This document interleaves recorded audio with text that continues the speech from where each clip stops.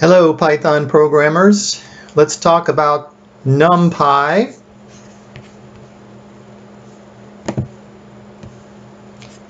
NumPy is an acronym for numeric Python. It is a library of list processing functions and classes that let us do calculations and computations much faster than with traditional lists.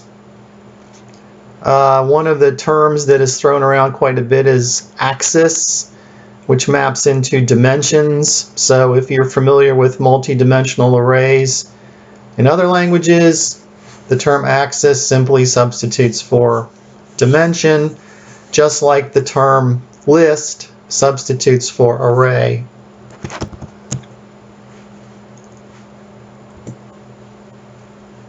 Don't forget your import statement. If you try to use a NumPy function or a NumPy class without the import, you'll get the name error and you'll immediately know what to do.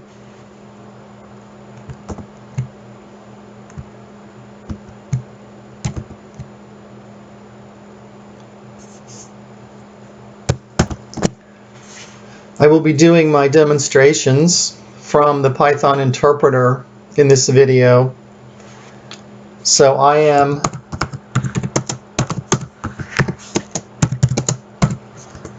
creating the import statement to bring in the NumPy processing library, and now I know that I can do what I need to do.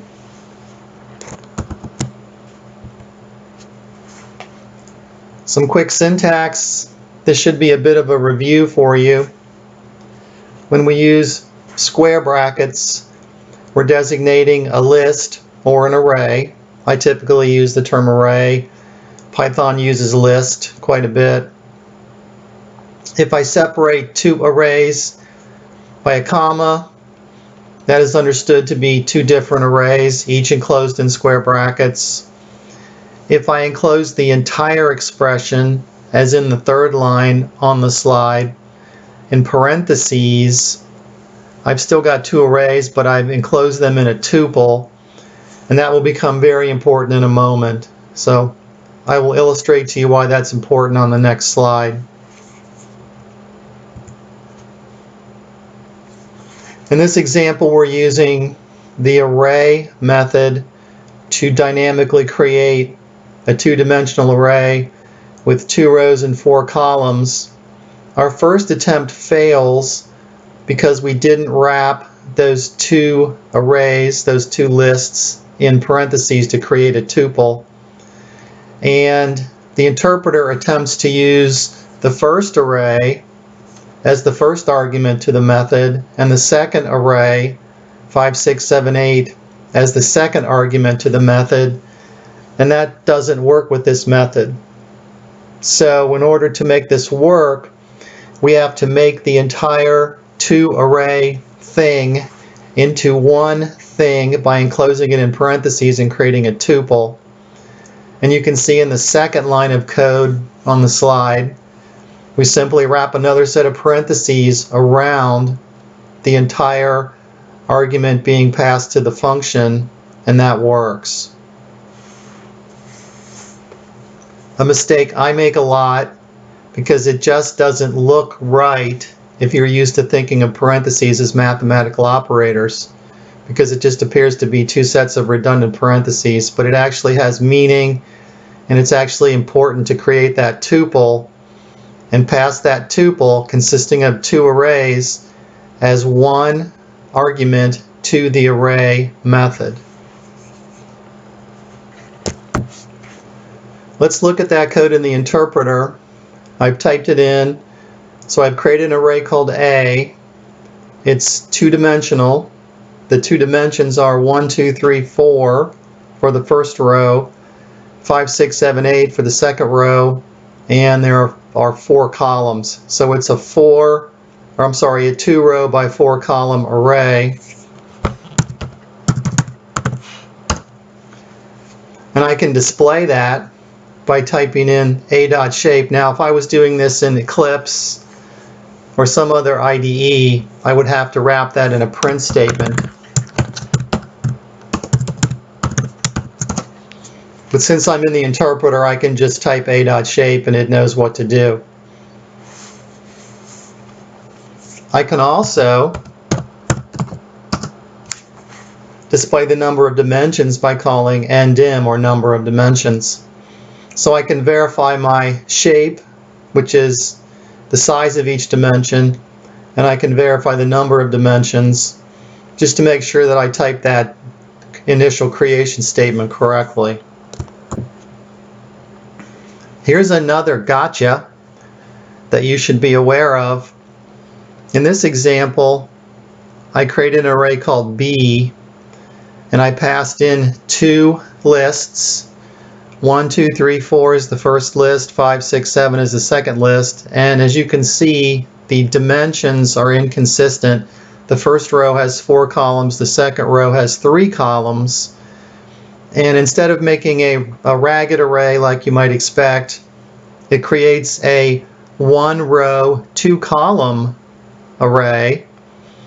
The first row, first column is a list of 4 elements. The second column in the first row is a list of 3 elements, 5, 6, and 7, and the data type defaulted to object. Now, if you refer back to the first example there at the top of the screen, the array called A, I can print the data type of that array. And since we didn't specify a data type, it defaulted to int32, which is a 32-bit or 4-byte integer. That's the default value when you create an array if you don't specify. But that funky array B, because I specified an inconsistent column count between the rows, defaulted to a data type of object.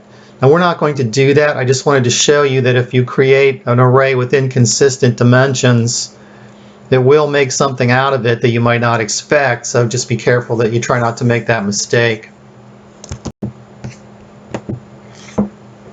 Here's another way to create an array. We're using a range, or a range, whichever you prefer. The argument to a range is a range starting at 0, in this case going up to 19 for a total of 20 elements. That would be a one-dimensional array with 20 columns, but we immediately reshape that array to 4 rows, 5 columns. And then to verify that that was correct, I print out the shape of the array, which ends up being 4, 5. So we can see that that's another easy way to cobble up an array without having to create or hand enter a whole bunch of data. Now in the second example on the slide, in the lower right-hand corner, I illustrate something that doesn't work. We attempt to call a range 20, 400 and then reshape that into 4, 5. That's numerically impossible, so it's not going to let me do that. But if I get the numbers right, a range 20, 40, reshape 4, 5, it knows what to do with that, and it works. So you need to be consistent, and the number you pass to the range method has to be numerically correct according to the dimensions that you're going to provide in the reshape method.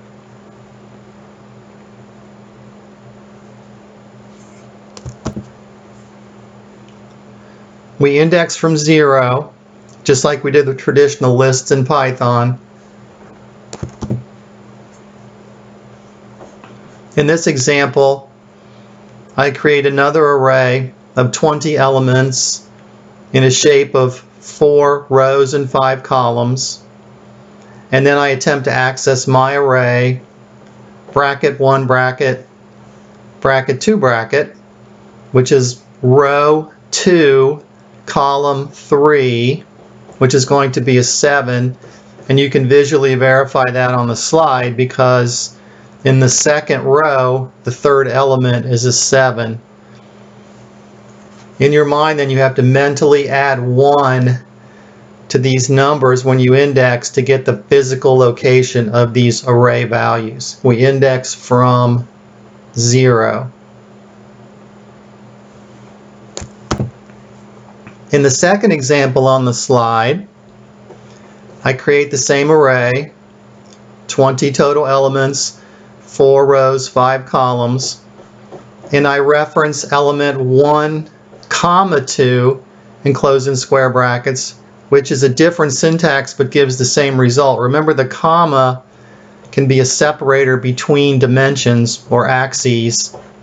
Therefore, 1 comma 2 in square brackets is the same as 1 in square brackets followed by 2 in square brackets. And the way to look at this syntax, just to expand on this a little bit, if you think about my array, bracket 1 bracket, bracket 2 bracket, the second example, the second reference on the second example, think about interpreting that line of code as 2 operators to be applied to the expression. The first set of square brackets, bracket 1 bracket, are applied first. That returns the entire second row of that array. Since we're 0 based, it's actually the second physical row. So we get the entire second row. Then the second set of brackets returns the third element or the third column from that row that we returned from the first set of brackets. So it's really an order of operations issue. The bracket 1 bracket is applied first, and then the square bracket 2 square bracket is applied second, and we end up with the third element in the second row.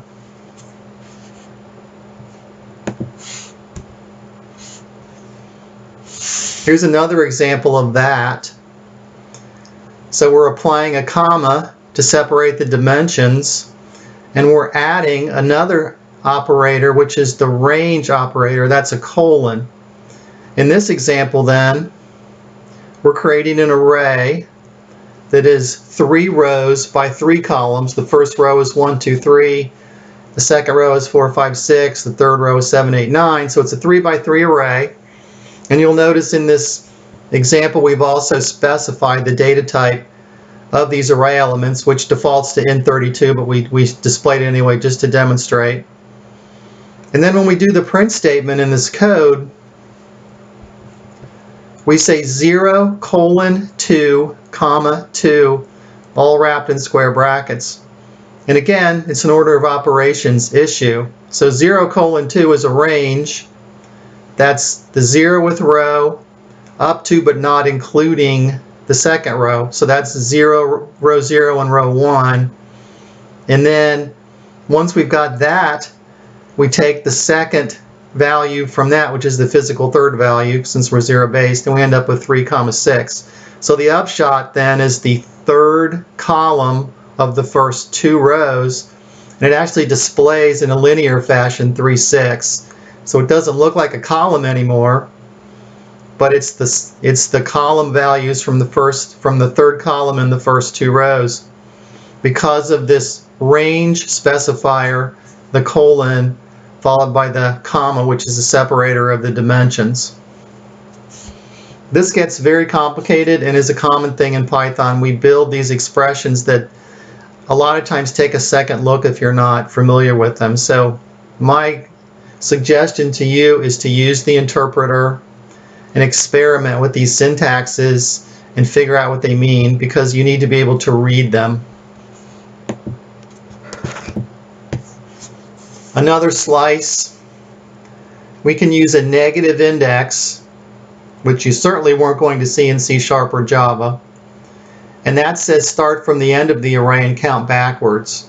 We're not 0 based here because there's no negative 0. In this case then, we're creating a 20 element array from 0 to 19 in the shape of 4 rows and 5 columns. We've already seen that example. And we're saying give me array sub -1. We've got -1 in the square brackets.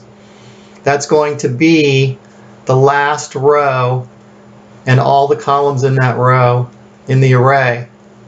So a negative index is perfectly normal in Python, and it says count backwards from the end of the array.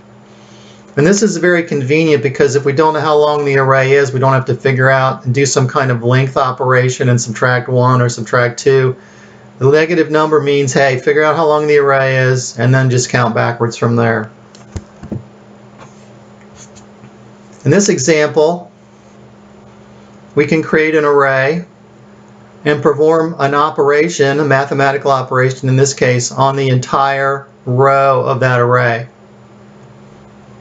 Again, 20 element array, 4 rows, 5 columns.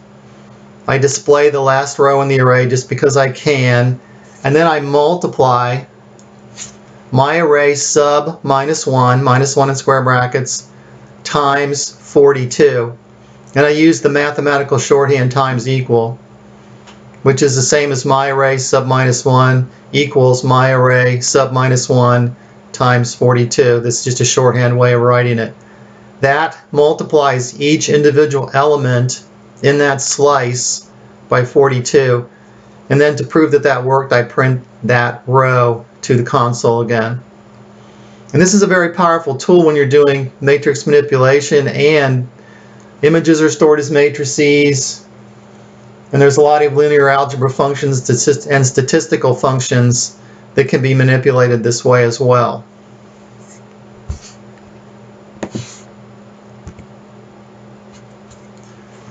Here's yet more slicing. Again, 20 element array, numbered 0 through 19, 4 rows, 5 columns. And then take a look at my slice. I say my array, square bracket, colon, comma, 3. The colon, remember, is a range operator, and since I didn't specify anything on either side of that operator, I'm asking for the entire range. And then I'm asking for column 3 out of the entire range. The upshot then is all the rows, and then column 3 for each of all those rows. And again, it displays linearly, but it's still all the columns or the third column from all those rows.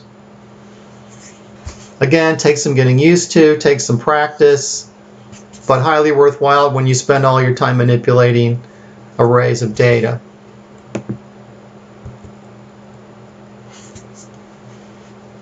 Here's that slicing operation again.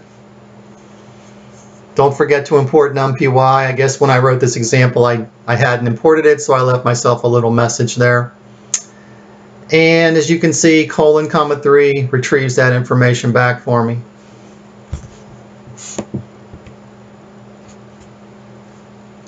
Now, Reshape causes me some problems because intuitively I want it to operate on the array and change that target array, but it doesn't do that. It returns the reshaped array, and you have to store that somewhere. So in this example, I create an array, then I call np.reshape, and I tell Reshape to take the original array, which is a 3 by 4, 4 rows, 3 columns, sorry, 4 by 3, 4 rows, 3 columns.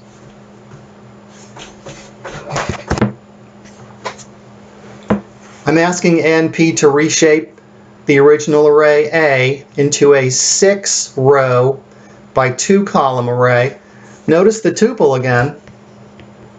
The second argument to the reshape method is paren 6, 2 end paren. I need to pass 2 values as a single individual argument to the method, and that requires me to wrap those things in a tuple. If I don't put the parentheses in there, if I say A, 6, 2, it's going to blow up. Don't forget the tuple. The result then is a reshaped array, 6 rows, 2 columns with the original data intact, but that array is discarded. It is not stored anywhere. The original array A is still 4 rows, 3 columns. To make this work the way we probably wanted to, look at the second example on the slide. I call the reshape as I did earlier, but I store the value returned by the reshape into a new array called B. And then in this example, I print out A, and you can see A is still the original 4x3, and B is now the 6x2. Again, an easy mistake to make. You can call reshape, you can assume it's going to operate on the target array, but it doesn't. It actually leaves the target array alone and returns the reshaped array, which must be assigned to a new variable.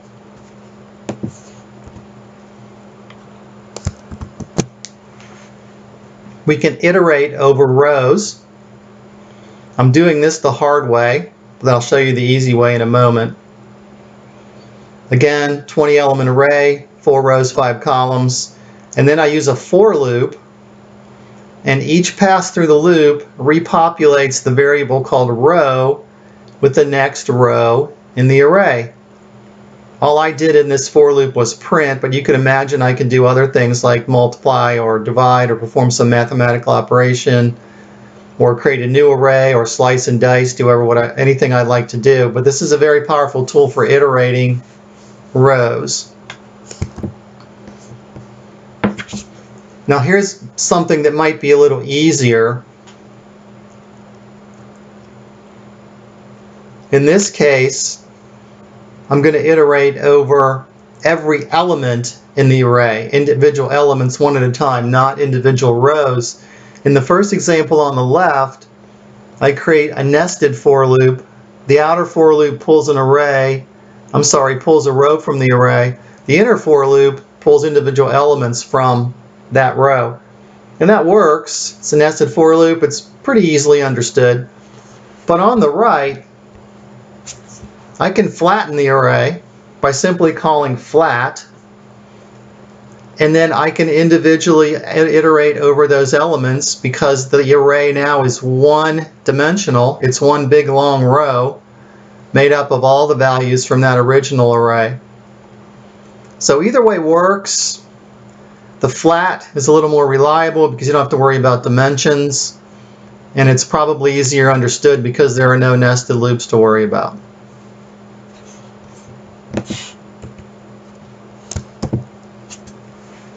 Here's something I did earlier on an individual row. In this case, I'm multiplying the entire array by a value. Again, useful for processing images and other kinds of data that you can represent as arrays. And all I need to do is multiply the array by 42, and NumPy automatically does that operation to every element in the array.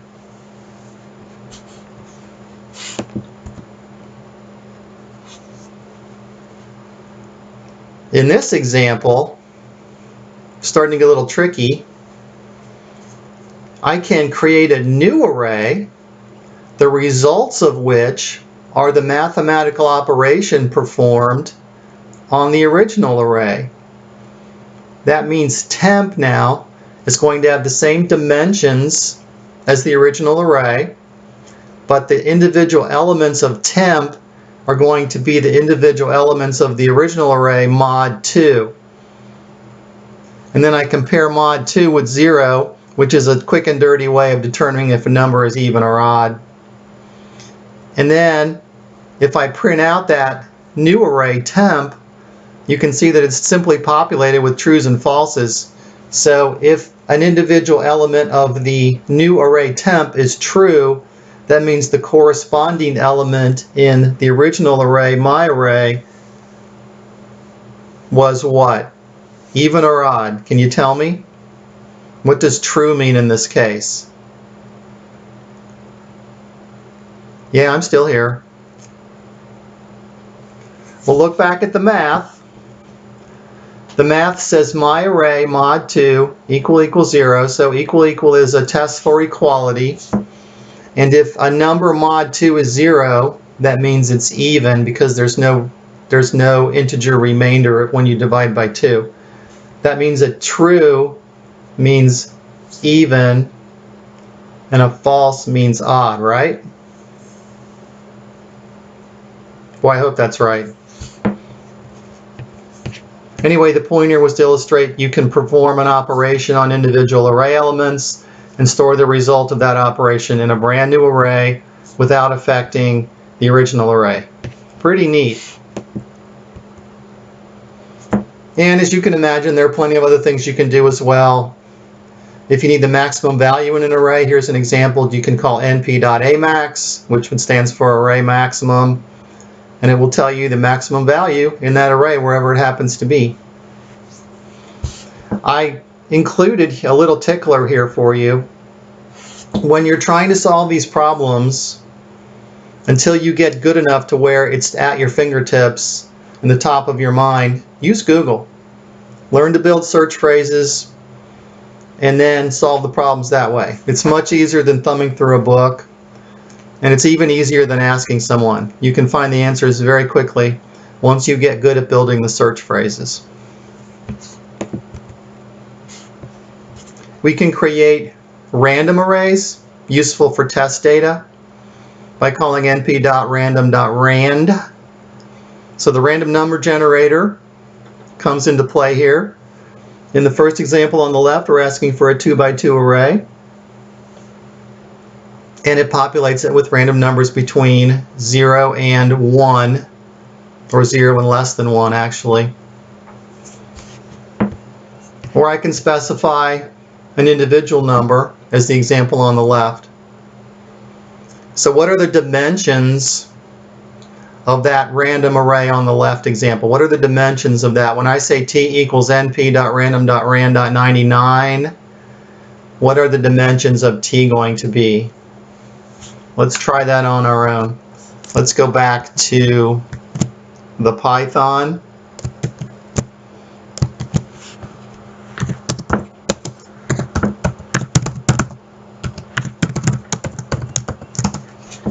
Let's type in the code that was on the slide. T equals np.random.rand paren 99 close paren.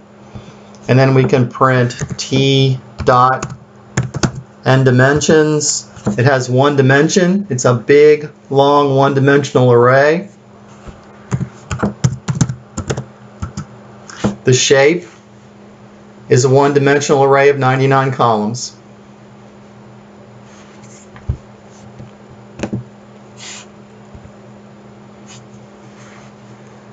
Okay, this one requires some thought. What in the world's going on here? We create our old standby array, 20 elements, 4 rows, 5 columns. We create a new array, the elements of which are the original array mod 2 == 0. So again, we're getting our trues and falses as we did earlier. And then we create another array where we use our first array, and our second array becomes the subscript into the first array. And that returns only the values in my array where the temp elements are true. And the upshot is then we've got a brand new array called evens with only the even values stored in it from the original array. So again, take some time, put this under your pillow. Take a look at this while you're waiting in line at Chipotle. Discuss it with your friends. Very powerful stuff, but the syntax is a little bit new if you haven't seen a lot of Python. I'll go over it again. We create a 20 element array, 4 rows, 5 columns. We create a second array called temp. Each element of temp is either true or false based on the corresponding value in my array being divisible by 2 or not. We create a third array using the original array plus the second array, the trues and falses, becomes the index into that original array, and that means if the second array temp contains a true, then the third array receives the value in that element from the my array, from the original array. So a lot going on here. Take some time to look at it, play around, and see how useful that is.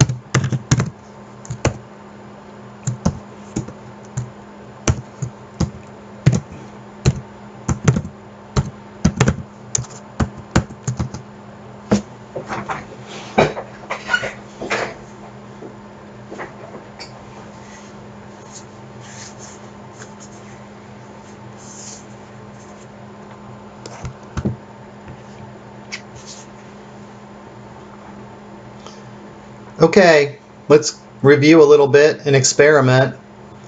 What's the difference between these two expressions?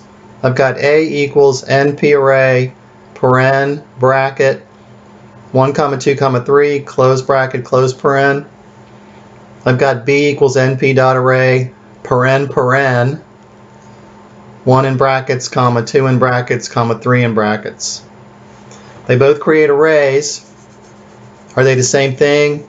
Are the arrays different? Think about that for a moment. Have you investigated this? What have you tried? How about A dot shape? How about B dot shape? What does that tell us? A is a 1 row, 3 column, and B is 3 rows, 1 column. Can I just print A? Can I just print B? There's your difference. They both have the same number of elements. They both actually contain the same data, but it's arranged differently. How about this?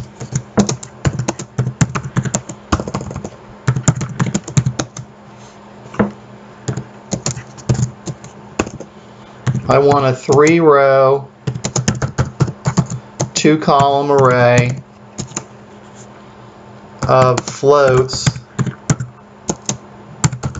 all 0.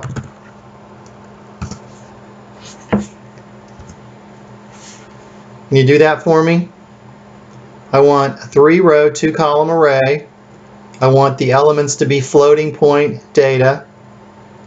And I want all the elements to be initialized to 0. I'll wait for you to think about that.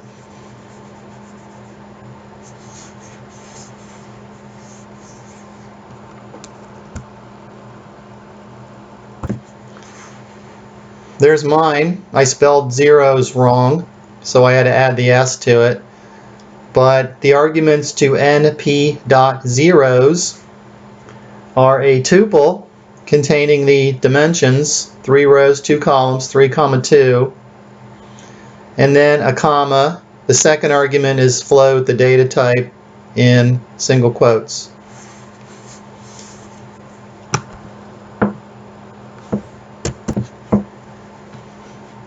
If I print the data type of C, I can call C.dtype, and it tells me it's a float 64, which is a 64-bit floating point number. And it works. Remember, if I had omitted the data type, it would still create the array.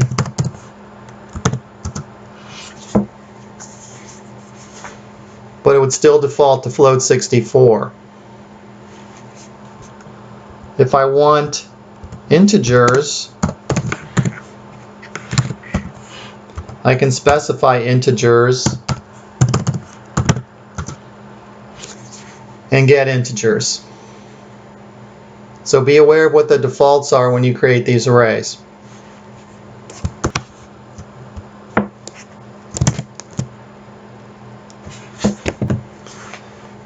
Okay, for this one I want a 10 by 10 array, and you should initialize it from 0 to 99, but before you're done, actually on the next line if you prefer, I want the square root of each element.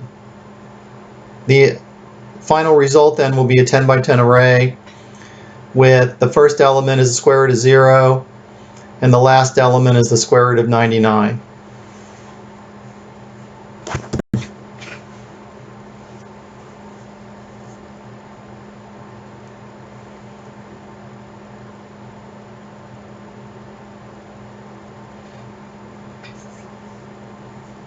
Are you ready?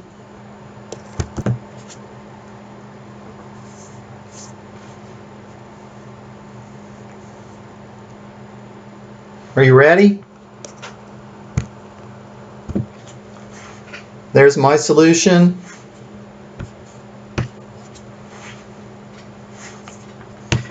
I call np.arrange with an argument of 100, which will give me 100 elements from 0 to 99. And then I pass that on to Reshape, which will reform that linear array into a 10 by 10 two-dimensional array, 10 rows, 10 columns.